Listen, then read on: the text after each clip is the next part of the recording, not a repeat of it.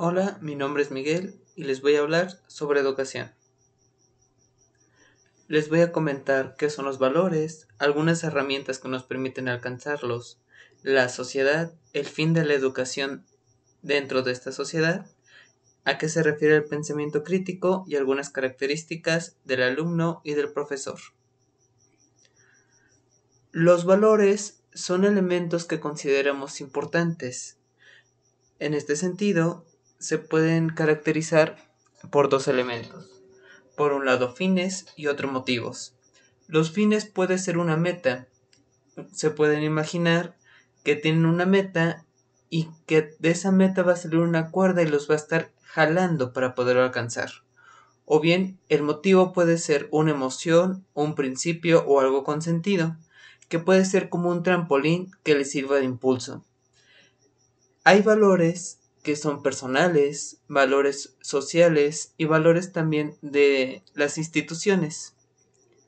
Por ejemplo, algunos valores personales, es decir, que yo tengo, son desarrollarme como persona en diferentes contextos, ayudar a otros justo a desarrollarse también, sin olvidar nunca el lugar en el cual nos encontramos. Algunos valores sociales se encuentran la tradición, la razón, la eficacia, que es muy difundido, por ejemplo, cuando se busca producir más o ganar más dinero. También las experiencias, el poder vivir más momentos. En el caso de la educación también hay ciertos valores, por ejemplo, está la autonomía, el pensamiento crítico y aprender a aprender. Estos nos sirven de guía o para tomar ciertas decisiones conforme vamos interactuando en un contexto. Las herramientas para obtener estos valores, que generalmente son lo que deseamos o necesitamos, son, por un lado, la filosofía. Esta nos permite estudiar los fundamentos del conocimiento. Por ejemplo, nos ayudan a identificar qué es el mundo, qué es el conocimiento, qué es el ser, qué es la sociedad. Tiene una herramienta bastante poderosa que es la lógica. A través de ella se van generando ciertas reglas que pueden ser verdaderas o falsas. Esto es, dentro de la filosofía existe lo verdadero y lo falso, no necesariamente las certezas. La ciencia es otra herramienta y esta nos permite un conocimiento del mundo. Esta describe cómo es el mundo y los mecanismos, es decir, cómo es posible que pueda generar un cambio.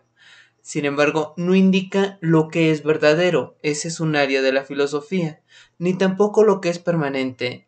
Justo uno de los sentidos de la ciencia es que es crítico. Esto quiere decir que constantemente va cambiando lo que se conoce sobre el mundo. La técnica. Esta nos permite cambiar al mundo. Indica una serie de procedimientos que nos permite cambiar las condiciones en las cuales nos encontramos. Sin embargo, esta no dice si se debe de hacer o hacia dónde dirigirse. Justo para eso se ocupa la filosofía en cierta parte, pero en general esto parte de los valores que nosotros tenemos como personas hacia dónde nos queremos dirigir. Y para conocernos a nosotros mismos se encuentra el arte. Esta no da verdades, ni da un conocimiento del mundo, ni nos permite cambiar el mundo, pero nos permite cambiarnos a nosotros mismos. Algunas alternativas, como que se encuentran presentes, las cuales no se utilizan mucho en la educación. Por un lado se encuentra la retórica en comparación con la filosofía. Si bien la filosofía busca un conocimiento verdadero, la retórica únicamente se basa en convencer y persuadir al otro. En lugar de la ciencia se puede encontrar la magia, la religión o el sentido común, que también estas tres buscan explicar el mundo. Si bien son un tipo de conocimiento, un conocimiento que puede dar sentido, estas excluyen muchas ideas con base a ideologías, es decir, con base a una emoción sin ningún fundamento. Otra de las dificultades es que muchas veces no son eficientes en obtener lo que nosotros deseamos, ni permiten un cambio.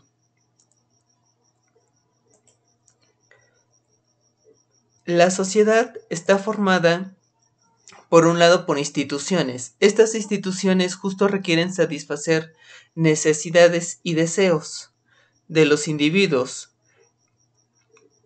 Desde una visión aristotélica, el bienestar tiene dos características o dos ramas. Una es la eudaimonia, que busca cómo se puede desarrollar el ser o encontrar la potencialidad del ser. Y el hedonismo, que busca principalmente la parte del placer. De tal manera que la mayoría de las instituciones buscan cubrir el bienestar en uno u otro sentido. Por otro lado, la sociedad está formada también por individuos, generalmente individuos racionales, que le dan forma a estas instituciones para alcanzar lo que necesitan y desean, es decir, por individuos que tienen ciertas intenciones. Algunas de las razones por las cuales pueden crear estas instituciones son inconscientes o pueden llegar a ser incongruentes. También, para evitar caer en trampas individuales, se crean ciertas reglas, de tal manera que se pueda respetar una interacción entre individuos. ¿Cuáles son las características de la sociedad del siglo XXI? La primera es que está en constante cambio por todos los elementos tecnológicos que se encuentran. De ahí que en este constante cambio se requiere una formación a lo largo de toda la vida. Otra característica de este cambio constante es la individualidad. Se ha buscado que la sociedad se vaya ajustando a los individuos, pero con la multiplicidad de intereses individuales, así también va cambiando la sociedad considerablemente. También se busca una sociedad democrática, guiada por tres valores nuevamente. Uno es la igualdad. Esto quiere decir, hay varias definiciones, pero quedémonos por el momento solo con una igualdad de intereses de todos los que participan en la democracia, la razón como una guía para podernos mover y la autonomía. También es una sociedad especializada, es decir, surgen conocimientos específicos para necesidades específicas.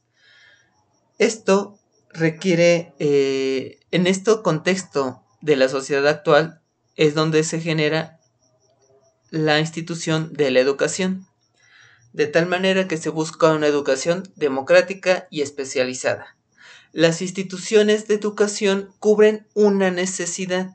Esta necesidad es la educación formal que justo le permite a los individuos estar en esta sociedad. Les permite un conocimiento especializado para poder desempeñar una actividad. Y la parte de la democracia se refiere a que da movilidad a las personas.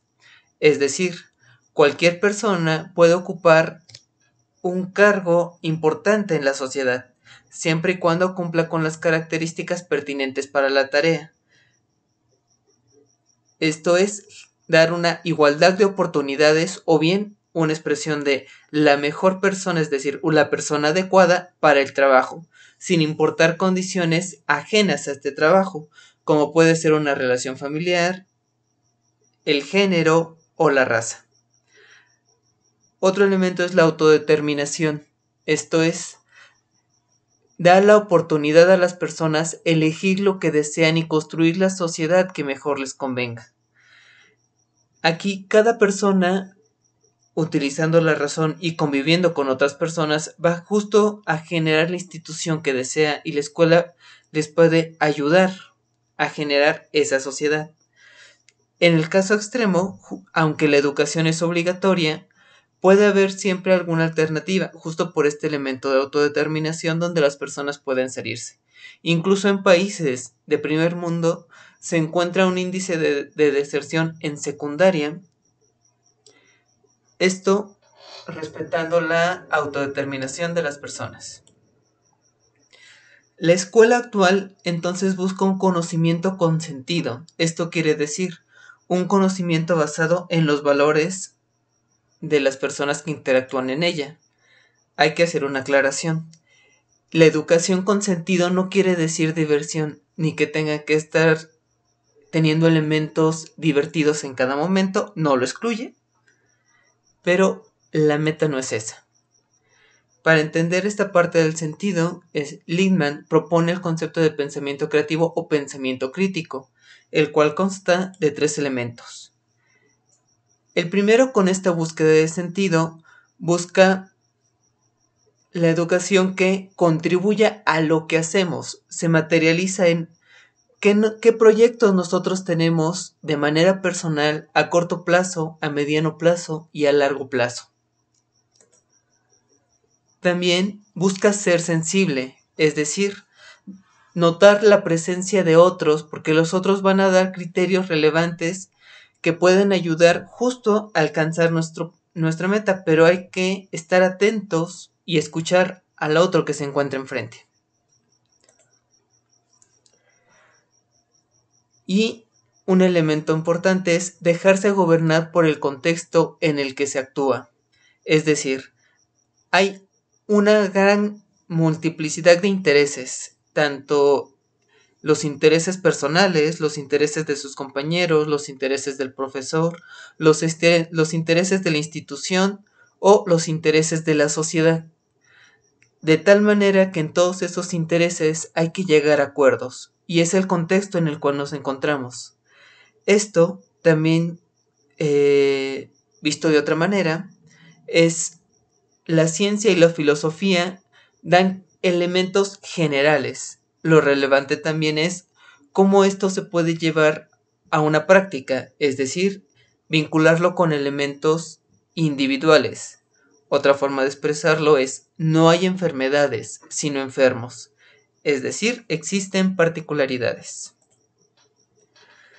En esta sociedad y con estos valores, el alumno y el maestro presentan ciertas características, pero antes de darlas, me gustaría comentar una historia, que es la de Procusto. Procusto era un señor que tenía una cama que le daba hospedaje a los viajeros. Una vez que se acostaban los viajeros en la cama, si estos eran más altos o más grandes que la cama, les cortaba alguna parte del cuerpo para que se ajustaran a la cama. Por otra parte, si el viajero era muy pequeño, les estiraba las extremidades hasta alcanzarlas, de tal forma que pudiera alcanzar la cama. Esto es, el mito de Procusto es cortar y estirar hasta ajustar a la persona a como nosotros lo deseemos. Aquí, más que identificar una característica para ajustar a una persona como nosotros la deseemos, estas características que se dan tienen que ser flexibles y justo dar esta libertad de una potencialidad de la persona y permitir que se pueda desarrollar en diferentes ámbitos. De tal manera que las características del alumno y del profesor, a mi parecer, deberían de ser semejantes. Algunas de ellas son aprender a aprender, es decir, nosotros además de adquirir cierto conocimiento, tenemos que adquirir la forma en la cual aprendemos a adquirir conocimiento. Ser críticos, tanto en una visión reflexiva como en una visión del sentido que le damos a lo que estamos conociendo, y un trabajo colaborativo, es decir, un trabajo en conjunto que se puede estar realizando. Lo que cambia son las tareas. Y en este punto siempre queda esta parte del diálogo: cuáles son las tareas que le corresponden al alumno y cuáles son las tareas que le corresponden al maestro. En este sentido dejo estas preguntas para la reflexión. Muchas gracias.